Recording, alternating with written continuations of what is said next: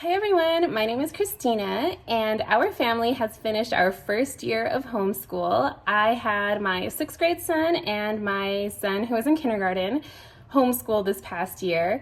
And in this video, I want to quickly share what we used and whether or not we liked it, because we had some major wins and one in particular major flop. So keep in mind, these are my opinions. I'm sure my son would rank these differently because he was the one, doing all of the work. But I definitely feel like as the homeschool mom, like you are in this too, right? So like your opinion matters. And that's what I want to share in this video. Okay, so my number one bust, but we did it all year, so it's not like we didn't like it and we quit using it. I don't think we quit anything. Well, that's not true. But anyway. Okay, so that is our math. We used Math Mammoth, and my son was in level 7A and 7B. And I believe there was 12 lessons in this. Wait, let me find out. And we did 8 of them. So we did not complete it entirely, but that's fine. Or there's 11. But I don't know anybody who finishes like their entire math in a school year, unless you homeschool. But I mean like in like regular school, public school, whatever. So let me tell you, I think this is the most annoying way possible to teach pre-algebra. And that's what this level is supposed to be. And for one, this is like 90% word problems. And I think when you get to algebra, the thing we all remember is like a lot of numbers, a lot of equations, a lot of, manipulating formulas and solving for variables and whatever, using numbers. And this turned that into like all word problems. And one chapter in particular we did in the beginning was chapter 3. And that was supposed to focus on the equation distance equals velocity times time and how you can solve for any one of those variables given the other two, given that you have the other two. So, okay, sounds easy, right? However, there was always 100% of the time, or at least 99.999% of the time, an unnecessary step. Before my son could even solve the problem, he had to manipulate the units because the units in the problems never matched. And every example given in the book and on the video, the units matched. She's like, oh, so we're solving for meters squared. Then you get the problem, and one is feet and one is meters squared. So you have to turn feet into meters squared or whatever, or you're looking for seconds and the equation gives you hours or something, or you're looking for miles and it gives you feet, etc. Like there's always, so even when my son would get the algebra right, sometimes he would miss this conversion.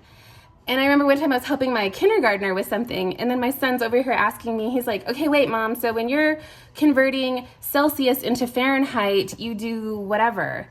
And I'm sitting there and I'm like, son, you're supposed to be looking for time. Why are you asking me about Fahrenheit? And another example is, like on TikTok where they say, I was today years old when I learned whatever. Okay, well, I was today years old when I learned that some people solve percentages using fractions. And I'm like, who does this, right? And I'm like, I don't know. Like, I can't imagine going to Best Buy and being like, okay, I'm gonna buy this refrigerator and it costs $1,200 and it's 30% off. And then being like, okay, wait, let me turn those both into fractions so I can see what I'm saving. Like, I don't know. But my son, I asked him so many times. I was like, can we switch? Like, I know there's so many better ways we can do pre-algebra, but he was determined to get through the year using this, and we did. But I will not use this again at any level. So I can't tell you how, and this, I've heard so many people talk about this like highly, how great this is and it's advanced and whatever. And I'm like, I guess it's advanced if you want to make your kid do all this unnecessary stuff for no reason, then yeah. But anyway, I didn't like this at all. We're not using it again, which I think I've said, and I'm gonna repeat it. We're not using it again. Okay. So next, something I did like. My favorite thing we did all year was writing. Write Shop Junior, and we did Book F. And this was so fun. I loved this. My favorite memories of our homeschool year were my son, because this gives you prompts. So you're supposed to write like a folk tale and an adventure story and a tall tale and a poem and whatever else you're supposed to write. And it gives you these prompts, and doing them with my son, we had so much fun. Having a program that allowed his creativity and his humor and his silly side to come out was so wonderful. And like some of these prompts, we would just laugh in the games and stuff, and this was a win, an absolute win. We didn't finish it though, because the downside of this, which I'm sure if you've heard of this program have heard, it takes so much time. I mean, we would have to dedicate like an afternoon to this, and it was our first year homeschooling, and I didn't quite know how to juggle all the things where I could be like, yeah, let's just spend the afternoon doing this, because I had my other son and blah, blah, blah. But if I had to do it again, I definitely know how I would work our schedule and stuff so that we could definitely incorporate this more. So this is the end of the Write Shop Junior. They have an additional level. We're not going to use it, but I did like this and I would recommend it. So something that was neither a hit or a miss was his language arts. We did the Learning Language Arts Through Literature. This is the 6th grade book. This is the old school version. This is like the 90s. But tomato, tomato, you can buy the new one. And this was fine. I don't think he learned anything new, but this definitely made him recall like everything he did in elementary. So it was kind of like a review. So I was okay with that. I'm like, you know, sometimes you don't always need to be learning something new. Like sometimes you need to review what you've learned. And I feel like that's what this past year was, because he knew all of it, you know, but like he had to dig into his brain to like recall, you know, he's like, oh yeah, I did this in 4th grade, or I did this in 3rd grade, or whatever, 5th grade. So, And also for language arts, he did this 180 days of spelling and word study. This was my son's nemesis. Okay, this was his nemesis. There was nothing aside from this, that he did not want to do. He hated this, absolutely hated it. And we didn't even get that far. I think we got to like lesson 21 or 22 or something, and there's 36. And he kicked and screamed the entire way, and I don't know why. But fortunately, he's a good speller, so I'm like, okay, we don't need to do spelling anymore because we don't need a repeat. But another one we did from the same thing that he loved was this geography book. And he actually learned a lot from this. Like, I didn't help him with this at all, but like he would do all the things. Like he would color the things and do all the, you know, reading and the writing and the everything. And he did every single page of this and loved it. So anyway, so that was his geography, and he did learn a lot. So we'll call that good. So he did History Quest, and this we loved this too. This was such a win. And he did this in a semester, and I think this is definitely aimed towards younger kids because it has a lot of projects and stuff.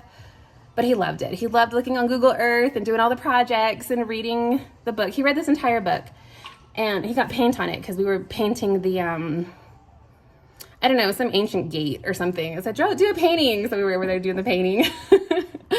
Anyway, and he liked it. It was really good. I would recommend, I would do this again with another child at a later point. So that was fun. And he did that in a semester because he's on the older end of the age range, and so he easily did it in a semester. So I think if you have an older kid, like a 6th grader, you could probably do 2 of those. You could do the U.S. history and the ancient history in a year. What's the other one?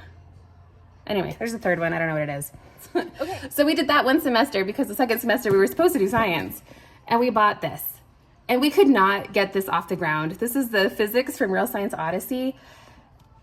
And we had a lot of fun with this too, because every project, like, we managed to do, like, incorrectly. Like, it was wrong. Like, there was this one where it was like, okay, get a car and put a little figurine on it and, like, run it into the wall, like, several times and see what happens to the figurine. And the figurine kept falling, I don't know, forward or something. And then we do our whole lab thing about how it fell forward.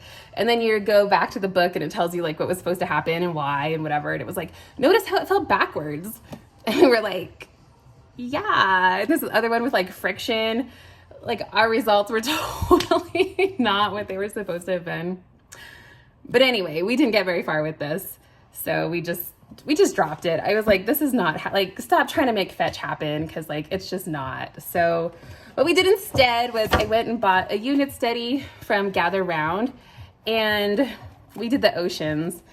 And this was so good. It was so fun. We did this with his little brother, and there was all these, like, drawings and stuff, and we would just laugh because our drawings would come out so silly. But I had the teacher's guide to go with this also, but I don't recommend the teacher's guide. It was just like, you know, here's a couple of fish and some facts about them, like, each lesson. And I was like, well, that was pretty lame. So what we did instead was we just went on TikTok, and if it was talking about dolphins or something, like, yeah, we'd read the little paragraph and kids would be all snoozing because it was super uninteresting. But then we go on to TikTok and we type in, like, whatever dolphin, and then we watch, like, some videos about it and they talk about it. And so that made it fun. But because we had to be sciencey, I had him read 2 books about the ocean. So we did A World Without Fish and Deep. And I liked these both. These were good. And that made that really fun. So that was kind of like our science. But then we got into the unit study thing because we had so much fun with that. So another unit study we did was from Harbor and Sprout. We did their exploration unit. This was so fun too.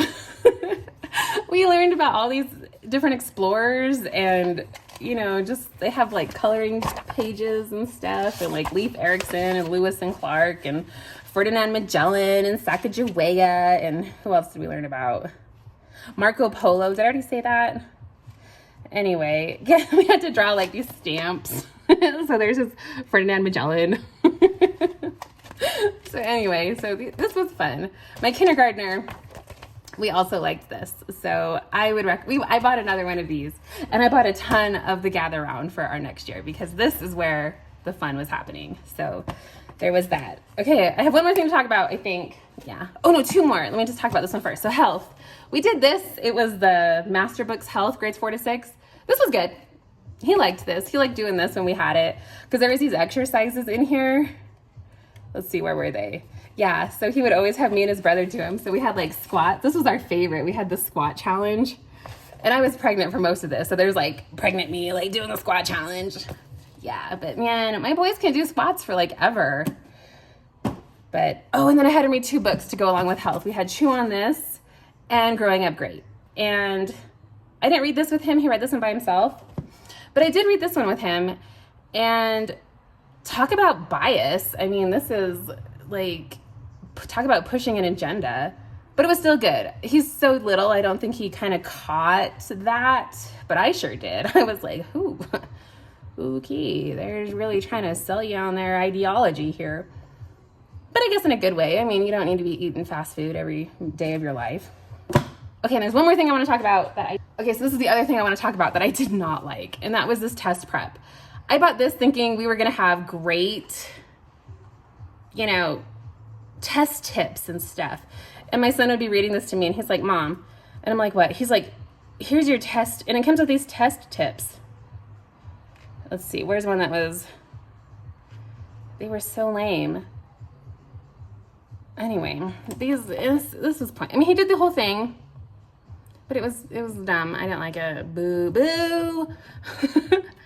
Okay, insert here from our language arts what we didn't like was the novels. Ugh, they had The Bronze Bow, The Horse and His Boy, Big Red, and Carry On, Mr. Bowditch. Oh, I hated all of them. Ugh, I hated them all. So I think I'm just going to leave it there. I think that's like a good place to stop. So that is kind of like my brief summary of what we did and why we liked it. Or didn't.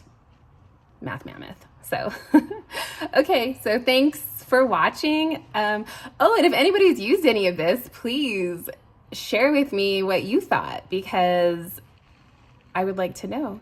Or if I used something and you're like, oh, you should have definitely used blank instead, let me know that too. So, okay, thank you guys for watching. Have a good day.